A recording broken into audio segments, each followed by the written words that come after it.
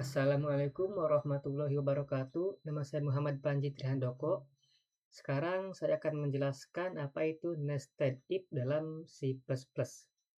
Nested if itu adalah sebuah if yang ada di dalam if lainnya, atau sebuah kondisi yang ada di dalam kondisi lagi gitu ya.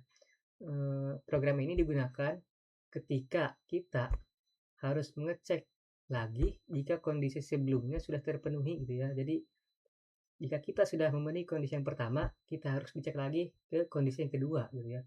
Jika di pertama dia bisa atau lolos di kondisi pertama, lanjut ke kondisi yang kedua.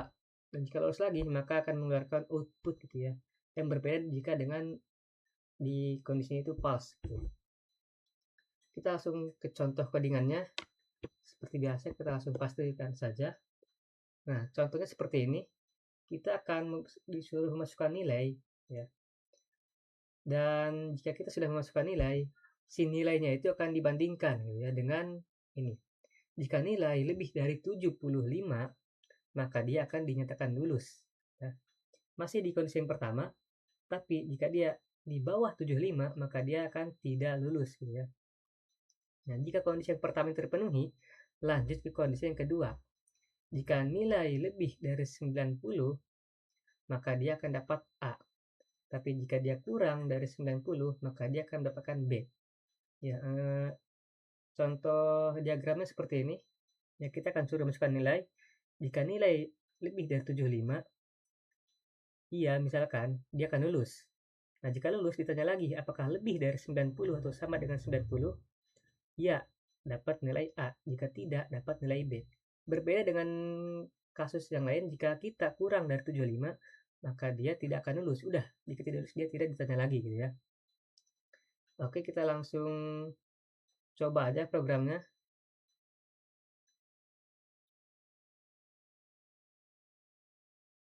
Kita coba. Kita suruh masukkan nilai. Misalkan nilai kita 60. Nah, dia tidak lulus. Jika tidak lulus, kita tidak ditanya lagi gitu. Tapi jika kita lebih dari 75, kita anggap ya pas saja kan, lebih dari atau 975 gitu ya. Coba. Nah, lulus dan grade-nya B. B ya. Karena dia sama dengan 75. Maka dia dapat B. Tapi kalau 90, maka dia dapat A. Ya. Terlebih atau sama dengan 90, maka dia dapat A. Mungkin kita akan sedikit edit ya. Anggaplah ini 95.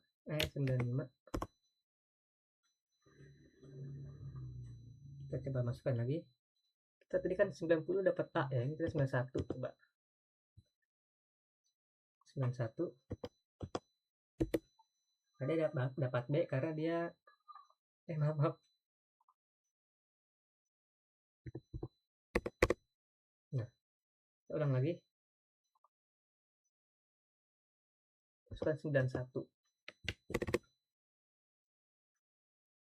Kan awalnya tadi 90 itu dapat A, karena kita ubah ya yang perbandingannya.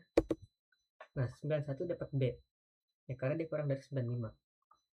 Oke, mungkin itu saja yang dapat saya jelaskan ya. Kurangnya mohon maaf. Wassalamualaikum warahmatullahi wabarakatuh.